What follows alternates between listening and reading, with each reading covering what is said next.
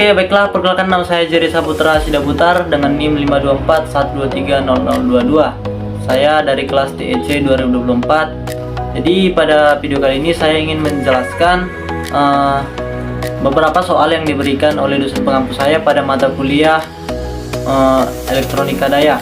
Jadi pada tugas kali ini mahasiswa disuruh untuk membuat video penjelasan tentang beberapa soal yang akan dijawab tentang karakteristik rangkaian penyaras setengah gelombang dan gelombang penuh. Oke, sekarang saya akan membahas soal-soalnya dan membahas penyelesaiannya.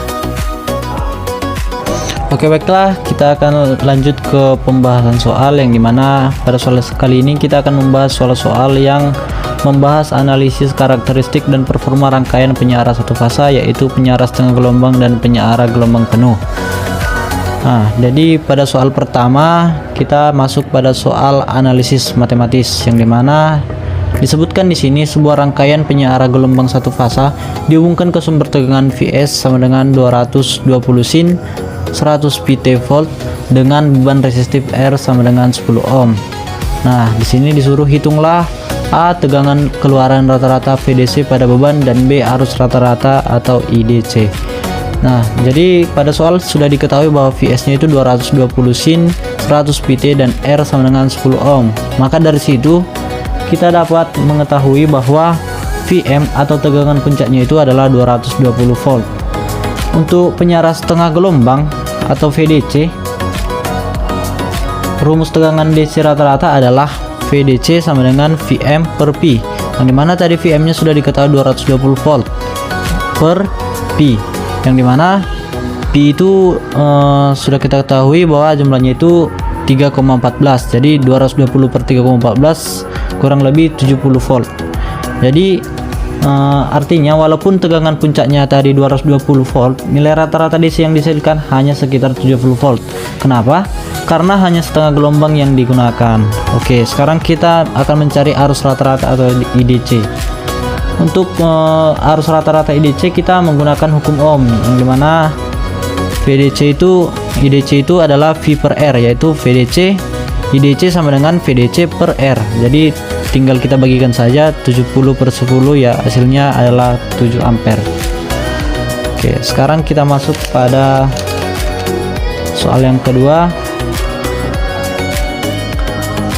Jadi pada soal yang kedua disebutkan di sini, berdasarkan rangkaian pada soal 1, jika diketahui terdapat jatuh tegangan pada dioda sebesar 0,7 volt, analisis bagaimana pengaruh jatuh tegangan tersebut terhadap efisiensi daya rangkaian dibandingkan dengan kondisi dioda ideal.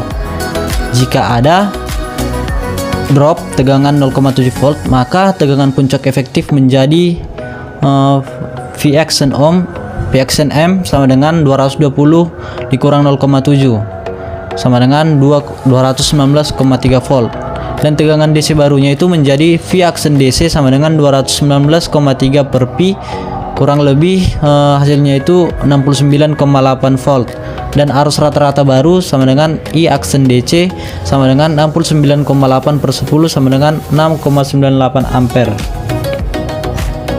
Nah, secara numerik tidak terlalu besar memang perubahan, tetapi rugi daya pada dioda itu ada, yang dimana rugi daya itu sama dengan Vd kali IDC. Tadi itu Vd nya itu sebesar 0,7 dikali IDC nya tadi 6,9 ampere, atau bisa kita bulatkan menjadi 7 ya. Jadi kira-kira rugi dayanya itu sekitar 4,9 watt. Artinya sekitar 4,9 watt daya hilang dalam bentuk panas. Hal ini menurunkan efisiensi rangkaian dibandingkan kondisi ideal sebelumnya tadi. Oke, baik, kita lanjut ke aplikasi. Soal aplikasi yang dimana di sini sebutkan dua kelebihan dan kekurangan dari penggunaan penyaras setengah gelombang dalam aplikasi industri kecil. Yang dimana kelebihannya itu yang pertama itu rangkaiannya sangat sederhana karena hanya menggunakan satu dioda dan biaya murah dan mudah dibuat. Jadi untuk kelebihan dari penyaras setengah gelombang itu dia itu sangat mudah dirancang, mudah dianalisis, dan cocok untuk pembelajaran dasar elektronika daya. Selain itu, karena jumlah komponen sedikit, biaya produksi lebih murah. Contoh untuk aplikasi sederhana dengan kebutuhan daya kecil. Kemudian untuk perawatannya lebih mudah karena komponennya minimal, potensi kerusakan lebih kecil, dan troubleshootingnya lebih sederhana. Kemudian untuk kekurangannya yaitu ripple-nya sangat besar atau tidak stabil. Mengapa? Karena hanya menggunakan 1,5 siklus pada setengah periode lainnya tidak ada tegangan sama sekali. Akibatnya tegangan output berfluktuasi tajam, nilai ripple tinggi, dan output tidak stabil. Hal ini membuatnya tidak cocok untuk perangkat sensitif. Selain itu, kekurangan dari penyaras setengah gelombang itu tidak cocok untuk beban daya besar dan efisiensinya itu sangat rendah. Artinya energi tidak dimanfaatkan secara maksimal, daya output lebih kecil dibanding gelombang penuh, dan faktor dayanya lebih buruk. Selain itu, transformator bekerja tidak seimbang dan timbul pemanasan berlebih sehingga kinerja sistem kurang optimal. Karena itu dalam aplikasi industri penyaras setengah gelombang jarang digunakan untuk daya besar. Sekarang kita masuk pada soal pertama tentang perbandingan performa. Jadi pada soal pertama ini disebutkan sebuah sistem memerlukan tegangan searah yang lebih stabil dibandingkan penyaras setengah gelombang.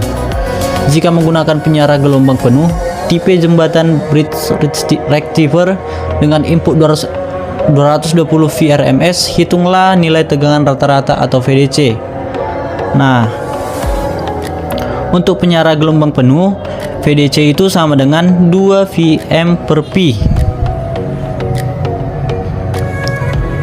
2 Vm per Pi, dan untuk VRMS-nya itu akar 2 dikali VRMS. Jadi Vm itu sama dengan akar 2 dikali VRMS. Jadi di sini VRMS-nya itu 220 volt. Jadi akar 2 dikali 220 volt sama dengan 311,13 volt. Oke, di sini kita akan menghitung VDC-nya. Tadi rumus VDC itu 2 Vm per Pi. Jadi 2 dikali 311,13 volt per Pi. Jadi hasilnya itu sekitar 622 per 3,14. Jadi VDC nya itu hasilnya sekitar 198 volt. Nah, di sini terlihat bahwa nilai DC jauh lebih besar dibandingkan penyaras setengah gelombang, karena pada penyaras setengah gelombang seluruh siklus gelombang dimanfaatkan. Itulah penyebabnya.